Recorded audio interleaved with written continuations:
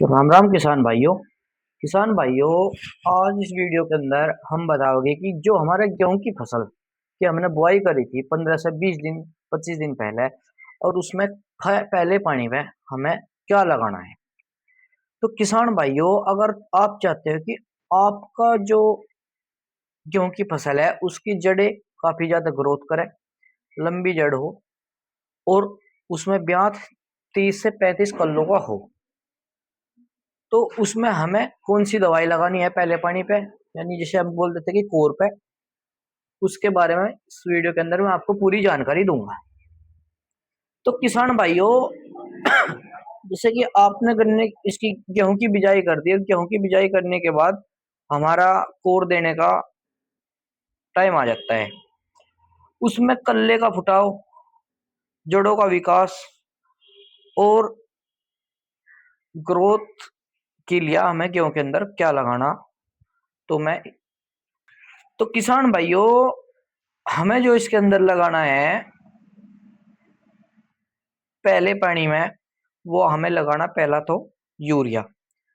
Urea की जो हमें मात्रा लेनी है किसान भाइयों, वो 1 एकड़ में 1 बैग यूरिया लेना। 1 बैग यूरिया के साथ किसान भाइयों, हमें इसमें जो हमारे कल्ले का फुटाव करे और कल्ले ज्यादा से ज्यादा संख्या में हो, हमें यूरिया के साथ जो लेना है किसान भाइयों, वो लेना है हमें जिंक। जिंक 33% वाला, जिसको जिंक सल्फेट आता है जो, वो उसकी मात्रा हमें लेनी है।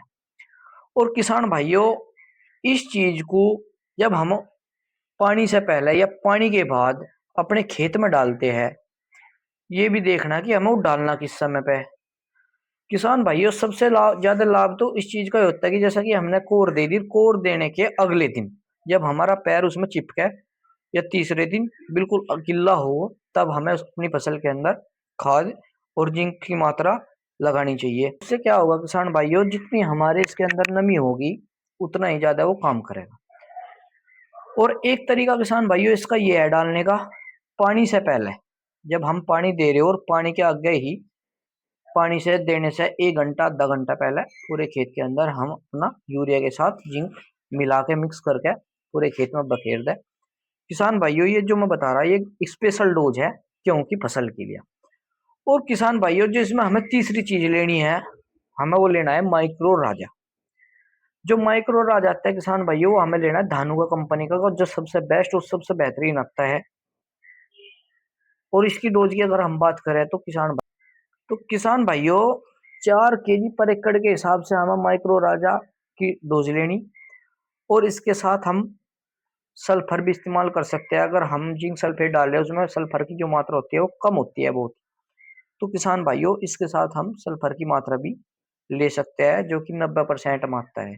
उससे क्या लाभ होगा किसान भाइयों, उससे लाभ ये होगा, जो हमारी जान जमीन है वो पानी नहीं पीती, या कहीं पानी भरा रह जाता है, या गेहूं की फसल जो होती है वो पीलापन आ जाता है, तो उसमें किसान भाइयों जो होता है सल्फर हमारा दानेदार 90% में जो हमारा आता है, उसमें वो सबसे ज्यादा कारगर रहता है।